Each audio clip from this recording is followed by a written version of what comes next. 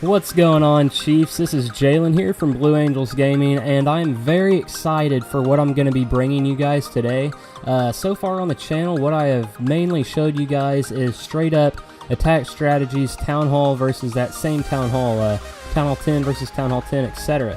What I'm going to be bringing you guys today is a jump up in Town Halls, and not only one level, but 2 levels from a Town Hall 10 up to 2-starring a Town Hall 12. And by the looks of this base, as you guys can tell, this is a very, very strong Town Hall 12, and it's actually almost already a nearly maxed Town Hall 12. So to be able to do this in war provides a great opportunity for your clan, especially if those Town Hall 12s need to hit down to 3-star some other Town Hall 12s, or to take out some Town Hall 11s if you are allowed to dip. So I'll go ahead and jump in. And one thing to really keep in mind, all of us in-depth Clash of Clans die-hard fans always say you can't stick with one attack strategy and think that you're going to 3-star every base. There's just not, you shouldn't YouTube how to 3-star every base, attack strategy to 3-star every base.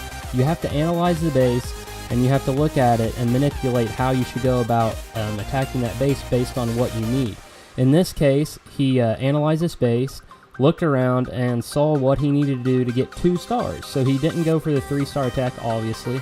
And something that you do notice about this base, and something that you should keep in mind if you are going for a 2-star, especially in this instance, a Town Hall 10 versus a Town Hall 12, something really good about this base is there is some picking to do. So what I mean by picking is all of these outside buildings. So yes, most of the defenses do reach all of the range. Pretty much everything is covered. You can't place down an archer and pick off any buildings. But as I start this attack, watch what he does with his bowlers. It is very, very smart, and he really takes advantage of this. So when bowlers throw their bowl, they actually, obviously we all know, they damage more than one building. So if I just placed an archer here next to this camp, it's just going to affect that one camp. If nothing is hitting it, which something would be, but if an archer is hitting this camp, all that it's going to take out is that camp. So the good thing about bowlers are, if something isn't hitting it and you put it behind this camp and it's over in here, then it's actually not only going to take out this camp while it's not being targeted, but it could also damage these other buildings like this elixir collector and this mortar from the range that it has, since it goes down the line. So I'll go ahead and start it, and you'll kind of see what I was talking about, and we'll let you guys see for yourself. So he is going to start out, like I was saying, by placing a couple bowlers, so nothing can actually target this bowler. It's out of range, and this mortar can damage it, but mortars don't have extremely high damage percentage. So they are actually going to pick off these buildings, and not only pick off one building, but see how that one picked off 2. And if you just placed an archer there, you wouldn't be able to do that. And right here, he picked off 2 structures as well. So this is very, very important, especially when you're just going for that percentage, since he needs that 50%. And then he also comes in with a baby dragon, because there is no air defenses that can target that baby dragon. There are some mines that come out, but that's not going to be enough to take down that splash damaging baby dragon. So there is a Tesla that pops out as well, but he's already taken out 15% of the base just with those troops to take out them structures. So far he has very good efficiency on his troops. He's going to place a queen walk. Why is this important and why is this smart? Because a queen walk is great for percentage. He can obviously get this Town Hall. It's close to the outside of the base. He can get that. He can reach it with his kill squad. But what he's doing at the beginning, and what's the most important part of 2-starring Town Halls that are higher than yours, is getting that 50%. So he does have to put down a rage here to save his queen, which she does die pretty quickly. But she does get quite a bit of percentage, and this guy actually knocks it up to around 30% before he even has to release his kill squad. So if his kill squad can get 20%, which it does obviously, he's got the 2-star locked down. So he actually probably could have went about this just a tad bit better, just by not letting his queen die. Or I shouldn't say he could go about it better, but it could have worked out a little better for him. And he actually probably could have got around 60% of this base, but his queen walk didn't have all that much efficiency. But he did knock out that Town Hall, and it comes down to a couple more cleanup troops. And this baby dragon is going to get this archer tower, knock it out, and then there's nothing to get that archer over there on that camp. and that bowler takes out that elixir storage, and we're going to have right at 50%. And I just thought this was a really cool attack because sometimes you see Town Halls coming up and 2-starring the Town Hall above them, but especially with how strong this Town Hall 12 is, it's very, very neat that Town Hall 10 is able to come up and hit him, especially whenever it's as high as a base as that. I mean, that was almost a max Town Hall 12, so him allowing his other clanmates to hit down was very important in this war. And I'm going to go ahead and show you guys a couple more attacks from Exit Humanity's War. I want to thank them for letting me come into their clan, grab their content, and use it for my channel, because it really comes in helpful. So I'm going to show you guys one Bow Witch attack on their number 3. This is a straight up attack, 3 versus 3, and this is a Town Hall 11 attack with maxed heroes and pretty much max base besides some walls. So he's going to start out with a Queen Walk around 3 o'clock. He's going to create a funnel for this Bow Witch, and he does bring one other baby dragon if he so chooses to use that for the funnel, which he does. So the Queen Walk's working here at 3. He's going to let that go down with the Warden as long as she can to create this half of the funnel, and it's working out very nicely so far. A lot of people have a lot of success with the Warden and their Queen Walks. I don't typically do it just because it seems like every time I get unlucky and my healers go to the Warden instead of the Queen, and I hate whenever that happens.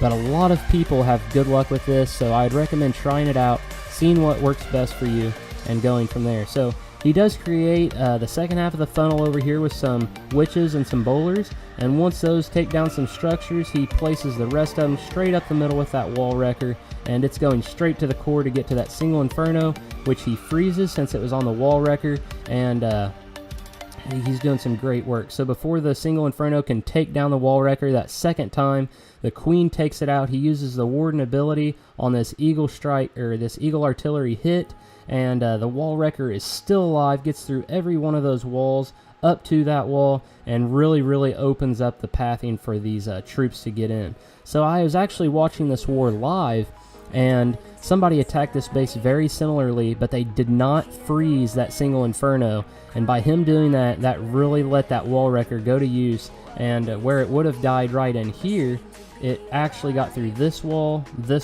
and almost through this wall. So it was a very efficient wall wrecker, and by him taking in that freeze, which is only one housing space now, it worked out very nice for it to stop detecting that wall wrecker. So this was a great attack by Shark, and he really went to town on this Town Hall 11. So this is going to result in a 3-star, and this was a really fun war to watch. I actually live streamed some of this war.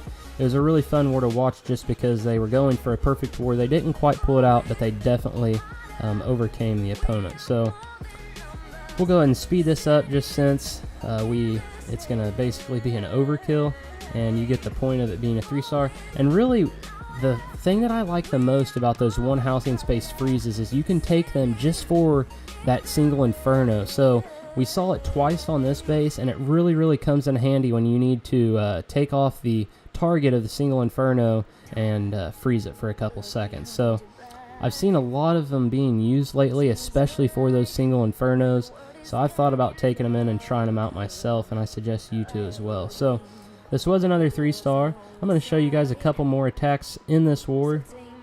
And if you guys do have any questions on just anything in general, especially if you're wanting to know how to hit up a couple town halls like that first attack that I showed you, just let me know and I can try to help you guys out. I've seen plenty of them being done, but that was by far the highest, with that being almost a max Town Hall 12. So this attack is actually a near max Town Hall 11. It's got several of the level 12 walls, and I wanted to show this because this is a very popular attack strategy right now. And actually, I'm not sure which video I will release, but right after I record this one, I'm actually going to make a video of just Town Hall 11 hog attacks, because I honestly, with those and Electro Drags, I see as the most efficient troop to get 3 stars at Town Hall 11. So I wanted to go ahead and give you guys a little bit of a sneak peek on that video and show you guys something similar to what I'll be showcasing there. So in these hog attacks, usually what they do is go in with a little bit of a kill squad with their heroes, and after that, they send in the hogs after those major defenses are taken out with that kill squad. So he's going to go ahead real quick and with this baby dragon and create a little bit of his funnel for his kill squad to go into. I'm guessing. I actually haven't watched this attack for quite a while, but he does draw out the clan castle troops, which is a baby dragon and an archer so far. He doesn't get all of them, but he does get a couple of them with that baby dragon that he sent. So now he's going to send in that wall wrecker. It's going to get through that first wall. The king is going to go over to that builder hut and then go inside. He places down a few bowlers, and this is what we usually see with these kill squads: some bowlers, that wall wrecker, all the heroes, and really you can get about 20 to 30% just with this kill squad, if not more. But what you really want to target with these hog attacks is those heroes, definitely, for sure the queen, and if you can get any, if you can pull any giant bombs, the eagle artillery is a good one, and definitely the clan castle troops. But the two main things are the archer queen and the clan castle troops. If you don't get that in your kill squad, you might as well not even try to do a hog attack, as those definitely annihilate the attack. So the queen here really is going to town, took that town hall out, working on these other defenses. The hogs are coming in, down with the hill spell, which he still has 3 left, so this is looking very good. I don't even see the room for 3 hill spells, so I'm guessing 1 is just going to be a waste. He has that 1 down on that bomb tower, so it's not going to do much damage. He places the 3rd hill, and these hogs are just going to town. So really we only have about 5 defenses left, and quite a few hogs left. So looking very good. He places that last hill, which he probably doesn't even need, and this is going to be another 3-star. So actually that hill spell did come in handy, because there was a giant bomb there in that compartment, and that's why you do want to bring so many hills, is because those giant bombs are so lethal to these hog riders. So now it's just clean up, another 3-star, and that was a very good attack by Carnifex for Exit Humanity. So the next attack, I think I'm going to show you guys a Town Hall 10 Blimp Lalo. So I may actually be making a video on this attack strategy within the next couple days, maybe in the next week, as I've been seeing a lot of Laloon attacks at Town Hall 10 and at Town Hall 12. It's being very efficient. I've actually already made a Town Hall 12 guide, but I do plan on making a Town Hall 10 guide in the next couple days. So some people send in a kill squad with these kind of attacks, but some people don't. What I see him doing here is placing down his heroes. He's going to get to that queen and those 2 air defenses, and then all he's going to have to go against is a couple air defenses on the opposite side and those sweepers. So he's really going to get a lot of efficiency out of just his heroes here, as he's probably going to get at least one of the air defenses and the queen. Hopefully that the friendly queen is going around a little bit. Hopefully she comes back in and takes out these major defenses. Hopefully she targets the queen here. Yep, so she's going to go around and get this queen, which is distracted by the king, and actually this worked out really nicely because it pulled the queen over to take out that air defense as well. So what we were hoping for, we got. It was a little bit scary there for a second, but it pulled that queen around and got the job done. So then he sends in that blimp there with a full of loons. He's probably going to place down a haste, to get these balloons in here, get out those air defenses, and now really all he has to go against is a couple air sweepers, single infernos, and a couple more wizard towers. So I like bringing in rages. I will say that's one of the trickiest parts of this game, is in Laloon attacks, deciding whether you want to bring haste spells or rages. So we all know that haste just speeds up your troops, and rages speed up the troops and increase the damage. So it really kind of depends on how spread out the base is. If the base is really spread out, then I would suggest bringing in haste spells, because they get the troops around quicker. But if everything's clumped together pretty nicely, I would probably say to use a rage, just because for that splash damage and the extra power, you're going to knock out the base a lot quicker with that extra power on your troops. So I'll show you guys one more attack. I'll actually jump down to a Town Hall 9 attack. My dog's wanting to say hi to you guys. So we'll jump to 28, got these attacks written down, so excuse me looking over every now and then. So here is a Town Hall 9 attack, and this is going to actually be using some dragons with the Lawloon attack. And what this is going to do is take out some really main defenses and send in the Lawloon after that. So I'm going to go ahead and play this, and you can see usually it's a good sign whenever both air sweepers are faced in the same direction, because you can go in from the opposite direction and completely avoid them. And he is actually able to take out 2 of the air defenses just with spells, and I actually haven't seen that for a long time, especially in a Lawloon attack.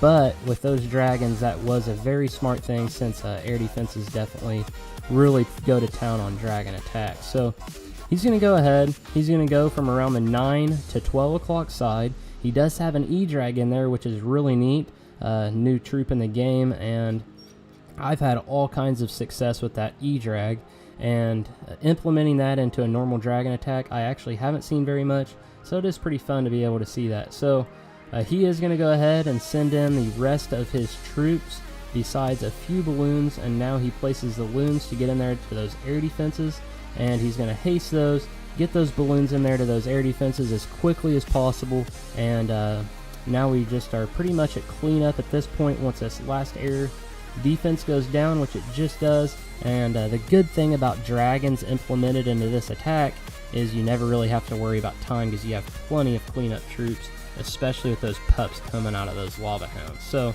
this is a really fun attack to watch, just because you don't see dragons being used anything really above Town Hall 8 anymore, but I thought it was a pretty cool attack. So while this is finishing up, I just first want to say thank you to Exit Humanity for letting me stop by, live stream some of these attacks, and also grab some for this video. Great job in war